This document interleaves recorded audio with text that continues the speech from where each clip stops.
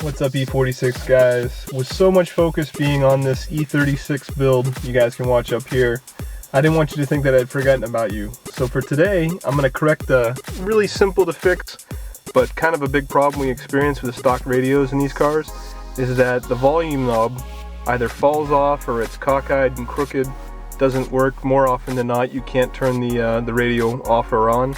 But again, this is a really simple, probably a free repair for all you guys.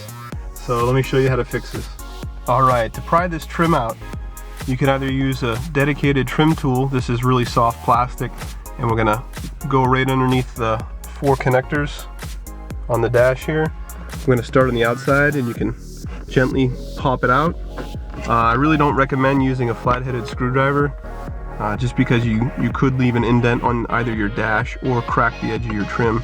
So in worst case, get yourself a really wide, flat butter knife, and again, only push on the 4 locations of these connectors, 1, 2, 3, and 4.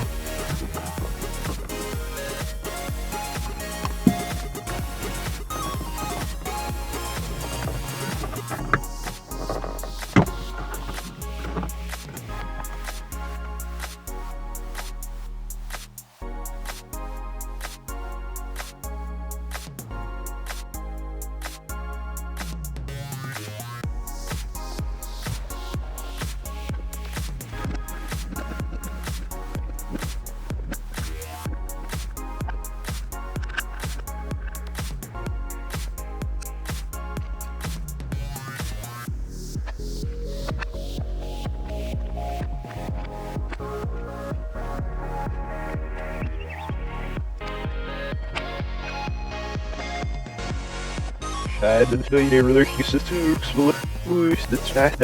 Rug spullen freedom plan. Trying to give you guys a better view here. I'm gonna try bending this top cover away here just to give you guys a better look inside. See if I can do this.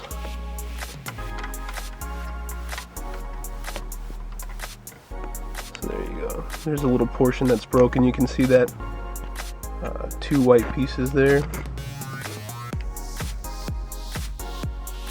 Alright, so this is a really simple fix here. You can see the little screw and the 2 broken pieces of plastic here. We're just going to do a simple drop of super glue on there, and then we're going to push these 2 pieces together.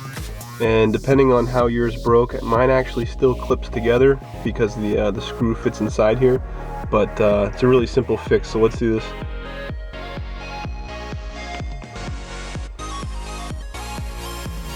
And grab yourself some dollar store super glue. Alright, so let's do this. Like I said, just going to add a tiny drop of glue. Before the glue dries, we're going to push everything back into place here.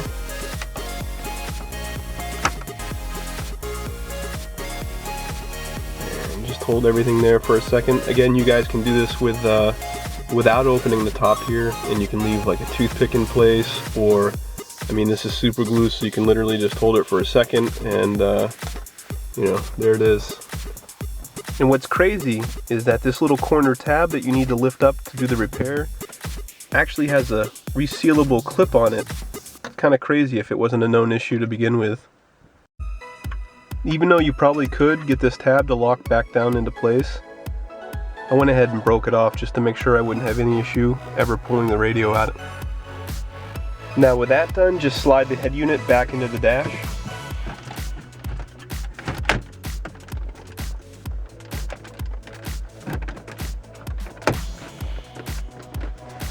And before you get everything buttoned up, make sure you try your new knob.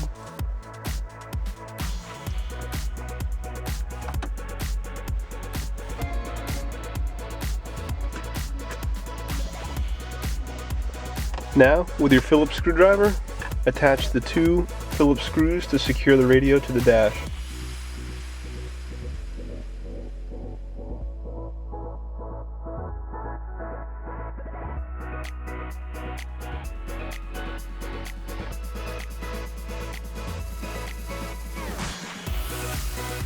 Now take your trim piece, push on the left hand side, follow it over to the right.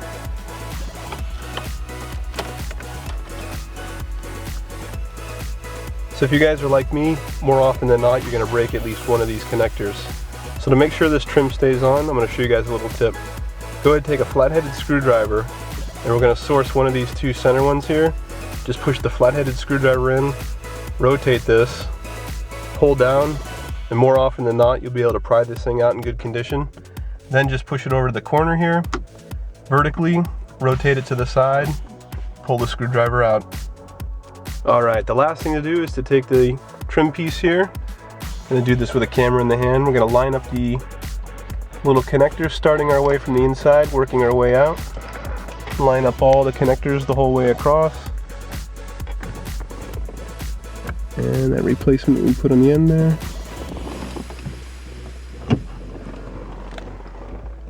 And then just push them in.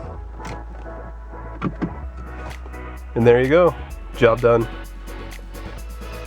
And now you guys can enjoy your nice new functioning knob.